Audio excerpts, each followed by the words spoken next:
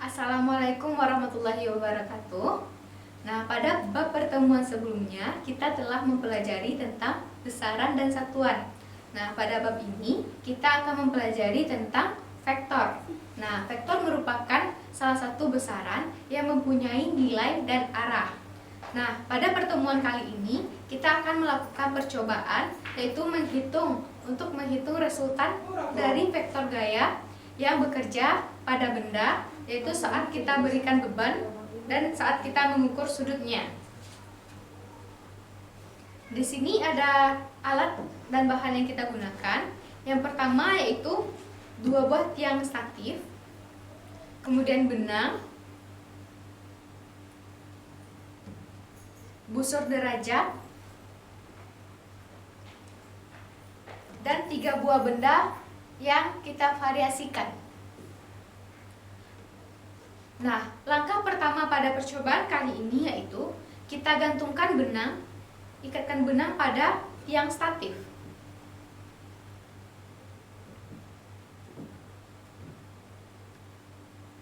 Ikatkan benang sejajar pada tiang statif. Nah, selanjutnya kita berikan beban di antara kedua tiang sebesar 50 gram. Nah, kemudian kita ukur besar sudut yang terbentuk oleh penambahan beban terhadap tiang statif. Nah, besar sudutnya dapat kita simbolkan oleh yang pertama, yaitu ini merupakan F1, merupakan besar dari vektor gaya yang pertama, besar sudut vektor gaya yang pertama. Ini F2, ini merupakan besar sudut yang dibentuk oleh vektor gaya yang kedua.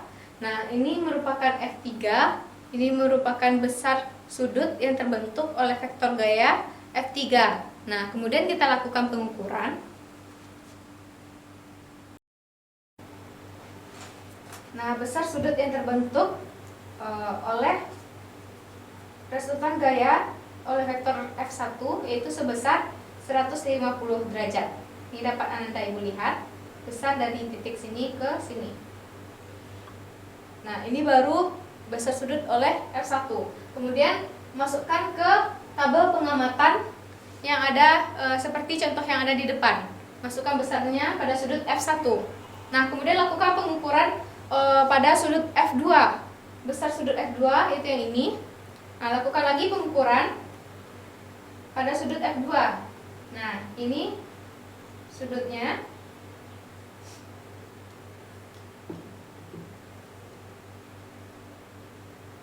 Letakkan di titik 0.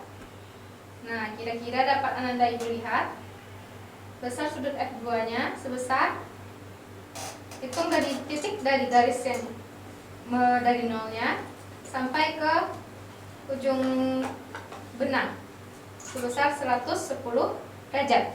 Kemudian masukkan lagi ke tabel data untuk sudut F2-nya.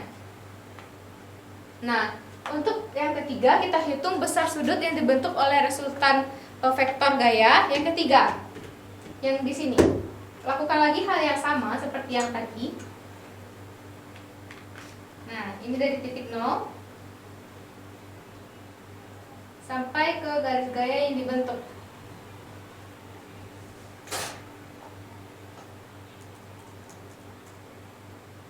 Sebesar 100 derajat.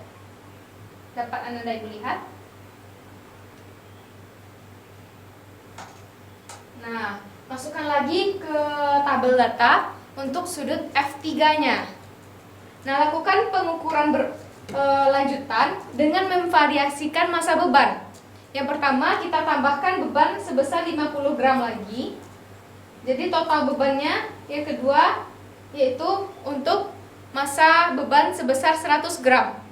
Nah, ukur lagi besar sudut yang dibentuk oleh resultan oleh vektor gaya F1, nah, oleh vektor gaya F2 dan oleh vektor gaya F3.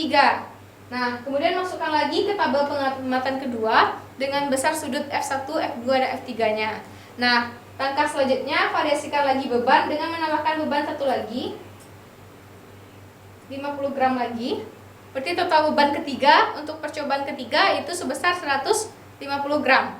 Nah, lakukan lagi pengukuran dengan busur derajat untuk vektor gaya yang dibentukkan, besar sudut yang dibentuk oleh vektor gaya F1, F2, dan F3. Nah, setelah melakukan pengukuran terhadap berbagai macam sudutnya, maka Ananda Ibu diharapkan dapat menghitung besar resultan dari vektor gaya yang bekerja pada bidang yang kita lakukan tadi, yaitu terhadap sudut-sudut yang terbentuk.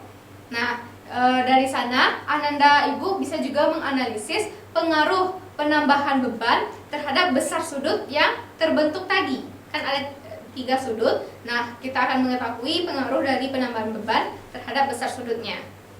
Nah, setelah melakukan percobaan kali ini, diharapkan Ananda Ibu dapat melaporkan secara berkelompok di depan kelas kepada teman-teman semua hasil percobaan yang telah dilakukan pada pertemuan kali ini. Nah, demikianlah percobaan kita tentang besaran vektor. Assalamualaikum warahmatullahi wabarakatuh.